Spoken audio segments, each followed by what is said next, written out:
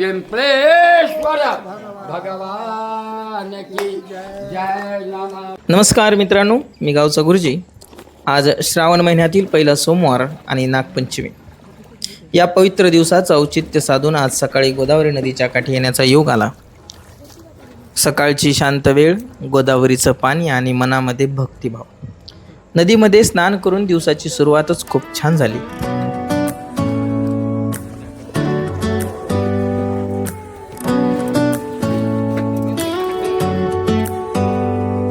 Do you hear that?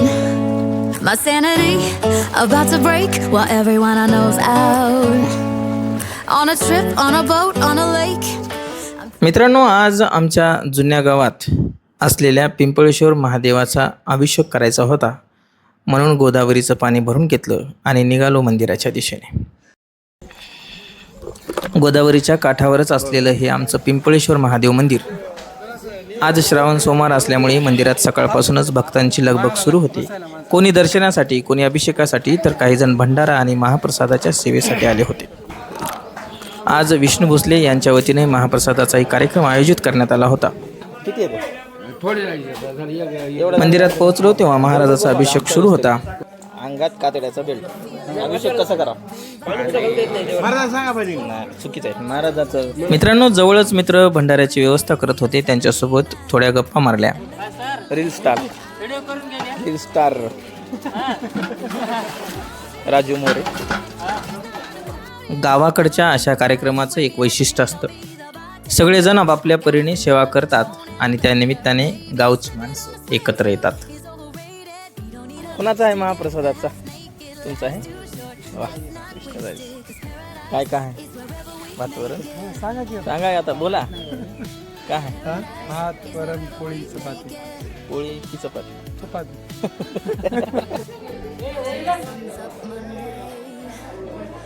गोदावरीचं पवित्र पाणी घेऊन महादेवाचा अभिषेक केला आणि मनोभावी दर्शन घेतलं.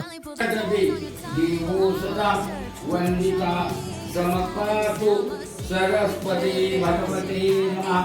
पार्वती पदे शंकर भगवान, 12 ज्योतिर्लिंग भगवान पिंपळेश्वर. टाका दादा.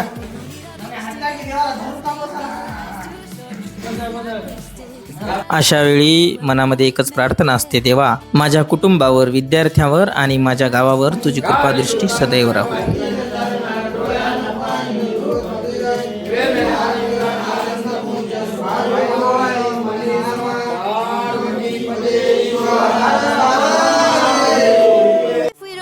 We don't ever, ever, ever have to leave. Yeah, there might not be a palm tree inside, but there's not a cloud in your blue eyes. If we need a drink, I'll be the bartender. महाराजांना दक्षिणा देऊन त्यांचं मनोभावी दर्शन घेतलं आणि पुन्हा अभिषेक झाल्यानंतर गोदावरीकडे निघालो. हनुमंतरायांना आणि इतर देवतांना पाणी अर्पण करण्यासाठी पुन्हा पाणी भरून घेतलं.